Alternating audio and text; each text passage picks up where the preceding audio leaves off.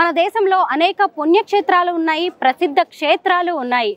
ప్రస్తుతం నేనున్నది ఉత్తరప్రదేశ్లోని హాపూర్ జిల్లాలో ఉన్న గఢముక్తేశ్వర్.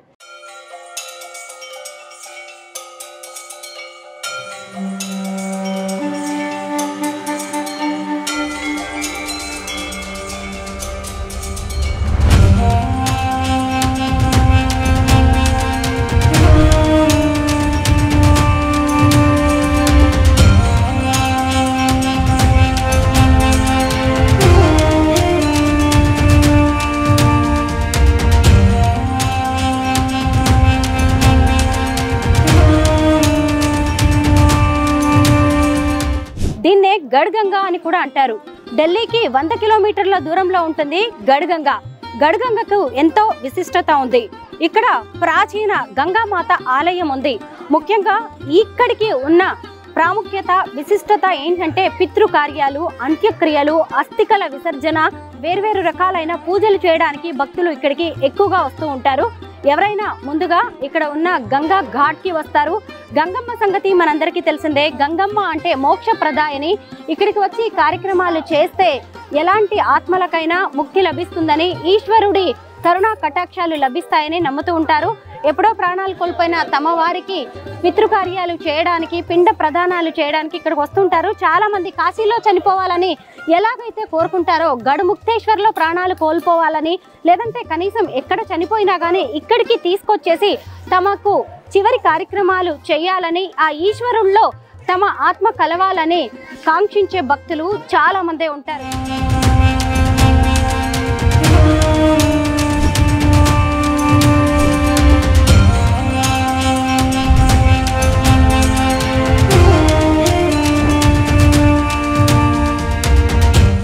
ముఖ్యంగా ఇక్కడికి హర్యానా, రాజస్థాన్, పంజాబ్, ఢిల్లీ నుంచి భక్తులు తరలి వచ్చి వివిధ రకాలైన కార్యక్రమాలు చేస్తూ ఉంటారు. ఇక్కడ మాఘ స్నానాలు, కార్తీక మాస స్నానాలు కూడా చాలా జరుగుతూ ఉంటాయి. దీపదానాలు జరుగుతూ ఉంటాయి. అన్నదానాలు, వస్త్రదానాలు, గోదానాలు ఇలాంటివి ఎన్నో జరుగుతూ ఉంటాయి. ఇక్కడ చూడొచ్చు, ప్రస్తుతం మనం ఉన్నది గంగా తీరంలో. ఈ గంగా తీరంలోనే అనేక రకాలైన పూజలు, కార్యక్రమాలు చేస్తూ ఉంటారు. ఈ గంగా తీరంలో శివుడి ఆలయాలు ఉన్నాయి. ఇక్కడ బోట్స్ మనకి చాలా కనిపిస్తున్నాయి కదా. ఈ బోట్స్ లో వెళ్ళి ఆ గంగా తీరంలో విహరిస్తూ ఆలయాలకి వెళ్ళి సందర్శించి పూజలు చేసే భక్తులు ఎంతో మంది ఉంటారు. అలాగే అటువైపు చూడొచ్చు, గంగకి ఇంకొక తీరంలో కూడా మనకి చాలా ఇళ్ళు లాంటివి, చిన్న చిన్న పాకలు లాంటివి కనిపిస్తూ ఉన్నాయి. అంటే ఇక్కడికి భక్తులే కాదు, టూరిస్టులు కూడా చాలా మంది వస్తూ ఉంటారు. దీనికి మహాభారత కాలం నుంచి కూడా గఢముక్తేశ్వర్కి ఎంతో ప్రాశస్త్యం ఉంది, ఎంతో చరిత్ర ఉంది.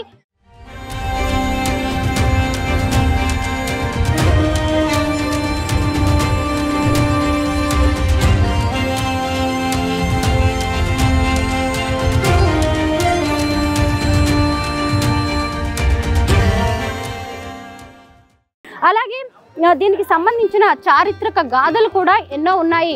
శివుడికి సంబంధించిన గాథలు కూడా ఉన్నాయి. శివుడు తన గణాలకు విముక్తి, ముక్తి ప్రసాదించిన ప్రదేశంగా దీన్ని చెప్తూ ఉంటారు. మొదట్లో దీన్ని శివ భల్లాపూర్ అనేవారు. ఆ తర్వాత రాను గఢముక్తేశ్వర్గా, గఢ్గంగగా మారింది.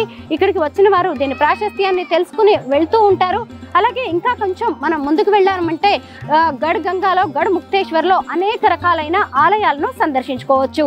గఢముక్తేశ్వర్ నుంచి స్వరూప పొట్లపల్లి.